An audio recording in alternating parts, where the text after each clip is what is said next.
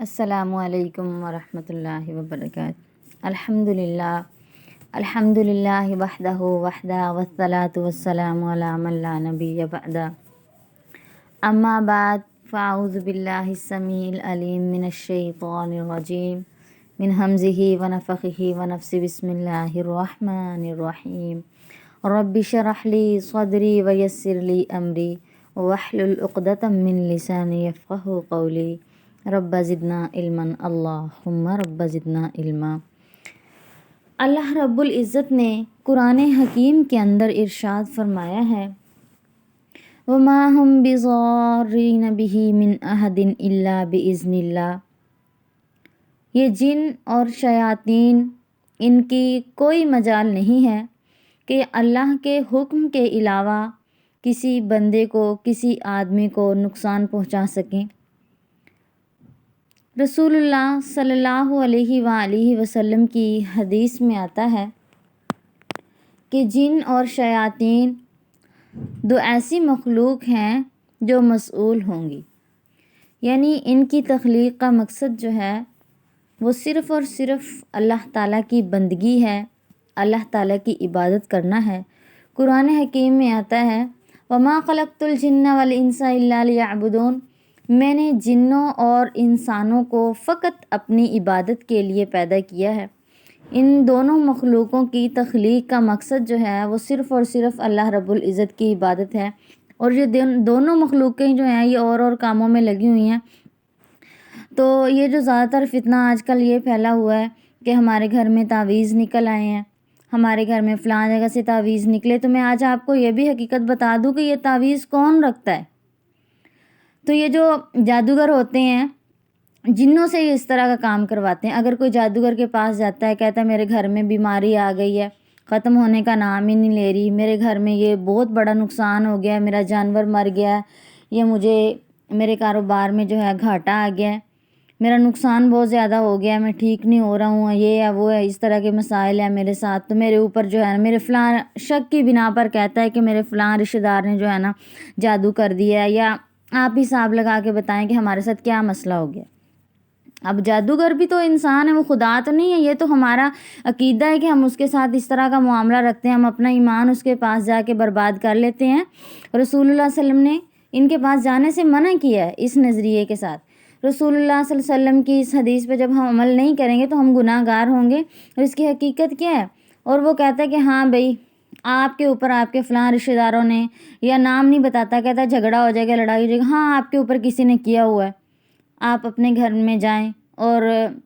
اپنے گھر کی فلاں نکر میں یا فلاں چیز اٹھائیں یا فلاں جگہ پہ دیکھیں، وہاں پہ آپ کو کچھ نہ کچھ ملے گا جس کے اوپر کلام پڑھا گیا ہے آپ کو جو ہے تکلیف دینے کے لیے، تو اس کے پیچھے یہ مقصد ہے۔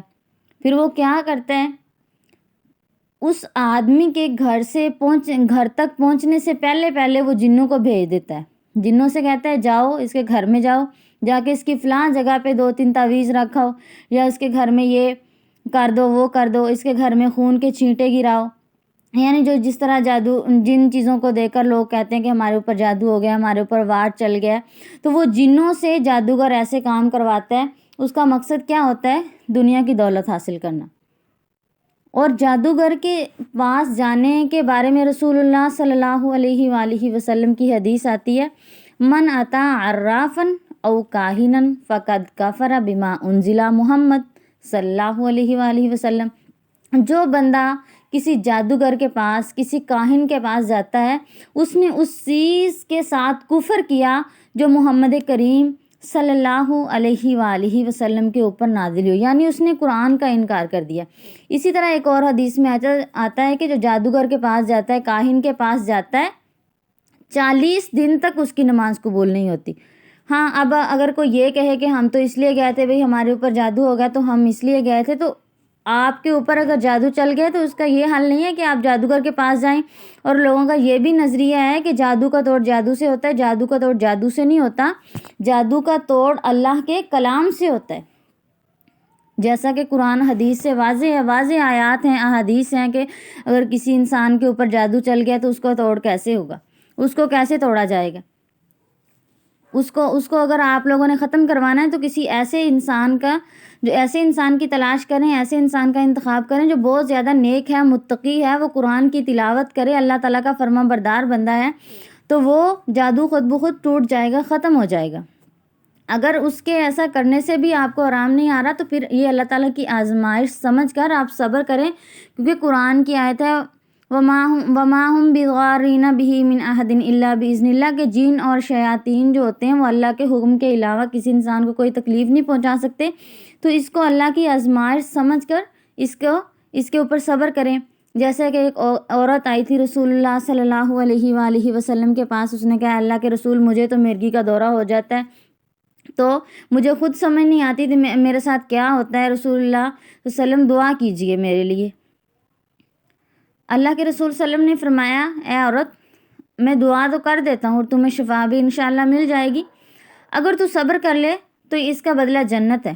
تو اس عورت نے کہا اللہ کے رسول میں صبر کرنا ہی پسند کروں گی اور جنت میں جانا پسند کروں گی، آپ یوں کیجئے کہ میرے لیے یہ دعا کر دیں کہ جب مجھے اس طرح دورہ وغیرہ پڑ جاتا ہے، میں بے ہوش ہو جاتی ہوں، تو پھر کیا ہے، میرا پردہ نہ کھلے، میرا لباس نہ اترے۔ رسول اللہ صلی اللہ علیہ وسلم نے اس عورت کے لیے دعا کی اور بعد میں وہ عورت تڑپتی ہوتی تھی دورے کی حالت میں، مگر اس عورت کا لباس نہیں کھلتا تھا، اس عورت کا پردہ گھونگھٹ نہیں کھلتا تھا۔